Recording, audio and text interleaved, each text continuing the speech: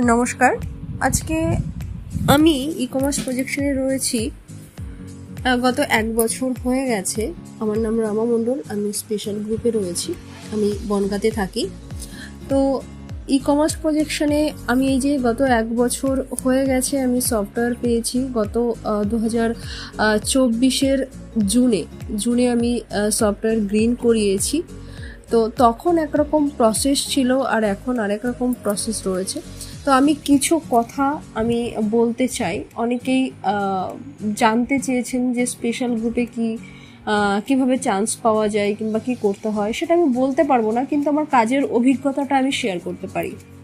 মানে আমি কি কাজ কিভাবে করতাম।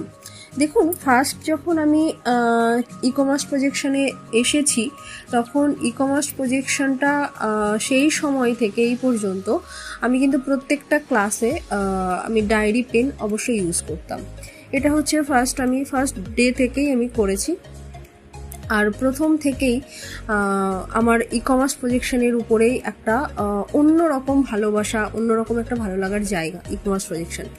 তো প্রথম থেকেই আমি যে কন্টেন্টগুলো প্রমোট করতাম সেটা কিন্তু ওইভাবে করতাম না। বেসিক্যালি স্যার যে কন্টেন্ট দিতেন আমি তার উপর একটু মডিফাই করে স্যারের থেকে চেক আউট করে নিতাম যে আমি যেটা করছি এই নতুন আরেক রকমভাবে কন্টেন্ট বানালাম, সেটা সঠিক হচ্ছে কিনা। তখন তো এইভাবে এখন যেমন আমরা ব্যানার পোস্টার এগুলো তৈরি করি, তখন তো আর ওইভাবে তৈরি করতাম না। বাট বড় বড় কন্টেন্ট থাকতো, সেখানে আবার লিঙ্কও দেওয়া থাকতো। যাই হোক, তো সেই কন্টেন্ট আমি কখনোই ফার্স্ট 2 দিন আমি মনে হয় সম্ভবত 2 দিন আমি ওটা কন্টিনিউ করেছিলাম। ওই কন্টেন্টটা দেখলাম যে কোনো গ্রুপেই আমি পোস্ট করতে পারছি না। তো গ্রুপগুলো আপনারা সবাই কি করেন বলুন তো, একটু আমি বলবো মাঝে মাঝে একটু বলবো যে প্রবলেমগুলো কোথায় হতে পারে। বিভিন্ন গ্রুপগুলো আপনারা ফলো করবেন, দেখবেন ওই গ্রুপও আপনার একটা ইনস্টিটিউট, মানে গ্রুপ থেকেও আপনি অনেক কিছু শিখতে পারবেন। কারণ কি, ওখানে প্রচুর রকম পোস্ট হয়, পোস্ট করা যায়, কোন পোস্টে কত কমেন্টস আছে, কেমন গ্রুপে পোস্ট করলে কতক্ষণ পর তার ভিউজ কেমন আসে, তার কমেন্টস কেমন পড়ে, অনেক কিছু চেক আউট করে ওটা কিন্তু পোস্ট করতে হয়, আমাদের প্রমোট করতে হয়। তো আমি করতাম কি, আমি টাইপিং করতাম। ঠিক আছে, আমি যেমন রাইট সামথিং থাকে, বিভিন্ন গ্রুপে যে রাইট সামথিং কথাটা লেখা থাকে, সেখানে গিয়ে আমি টাইপ করতাম।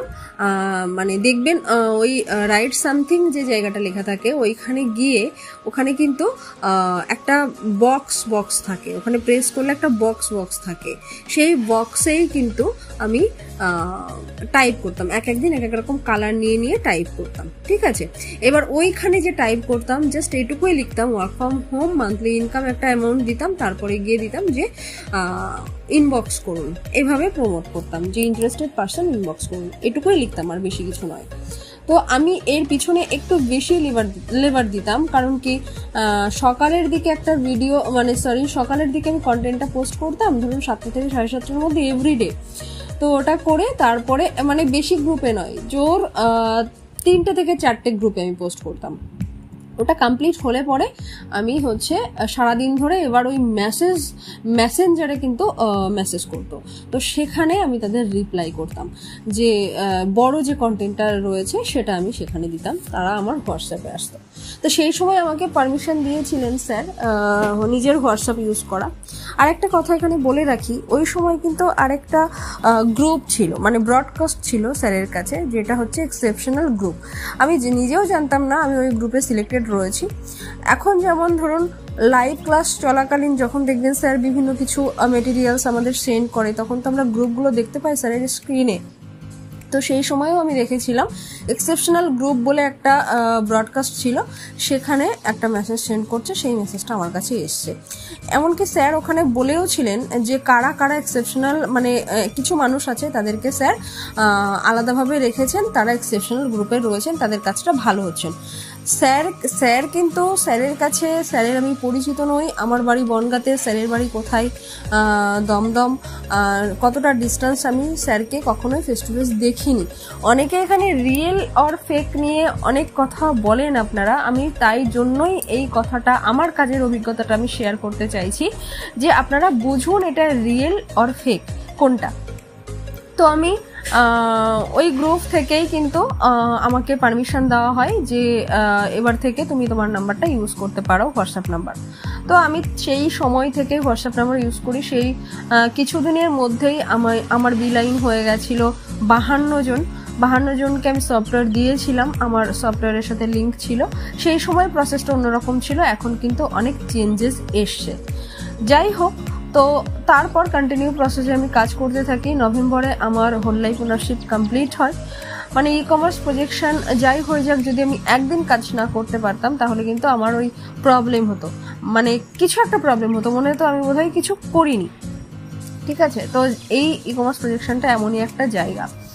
তারপরে স্যালারি একদিনও, মানে একটা এমনও মাস ছিল না যে আমি স্যালারি পাইনি। স্যালারি আমি প্রত্যেক মাসে পেয়েছি। তবে এখানে একটা কথা বলে রাখি, আমি স্যারকে কখনোই এটা কেন হচ্ছে না, ওটা কেন নয়, এটা কেন নয়, এইরকম কোনো টেক্সট করিনি, কোনো মেসেজ করিনি। এটা কেন নয়, ওটা কেন নয়, এটা কেন লেট হচ্ছে। 2 দিন অ্যাকাউন্ট সাসপেন্ড হয়ে গেল, তার মানে কেন হলো, লগ ইন করা যাচ্ছে না, কেন করা যাচ্ছে না, সঙ্গে সঙ্গে মেসেজ, সঙ্গে সঙ্গে ফোন, এটা প্রবলেম হচ্ছে, এটা প্রবলেম হচ্ছে। ম্যাক্সিমাম মানুষ এটা করে থাকেন। একটু ওয়েট করতে হবে। দেখুন, এই কাজটা সবে শুরু হচ্ছে, তো সেই জায়গাটা আমাদের কিন্তু বুঝতে হবে। যার জন্য আমরা কিন্তু সঙ্গে সঙ্গে একটা প্রবলেম হলেই কিছু বলতে যাব না, অন্তত 2 দিন ওয়েট করব, বিষয়টাকে বোঝার চেষ্টা করব, স্যারের অ্যান্সারের অপেক্ষায় থাকবো, যেটা আমি করতাম। বিভিন্ন ক্লাস, প্রত্যেকটা ক্লাস যে কনসেন্ট্রেটলি ক্লাস করবে সে কখনো তার কাছে এই ই কমার্স প্রজেকশন দুর্বোধ্য হতে পারে না। এটা আমার অভিজ্ঞতা, বারবার বলছি, আজকের ভিডিওটিতে আমি আমার অভিজ্ঞতা কিন্তু শেয়ার করছি। ঠিক আছে, ভিডিওটা হয়তো একটু বড় হতে পারে।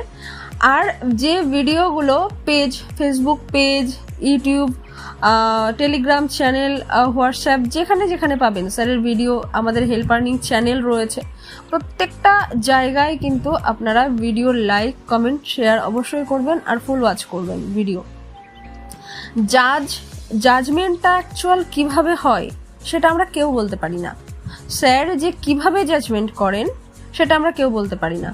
আর স্যালারি, আমি বললাম যে প্রত্যেক মাসে স্যালারি পেয়েছি এবং ভালো অ্যামাউন্টের স্যালারি কিন্তু পাচ্ছি কন্টিনিউ। এটা মানে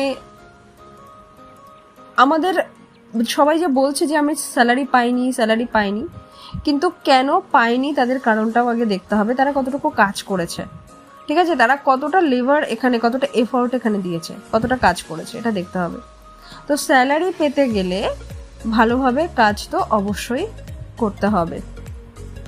আর যারা স্যালারি পায়নি বলে বলছেন কিছু সংখ্যক, সেটা হাতে গোনা কয়েকজন, তাছাড়া ম্যাক্সিমাম তো স্যালারি পেয়েছেন।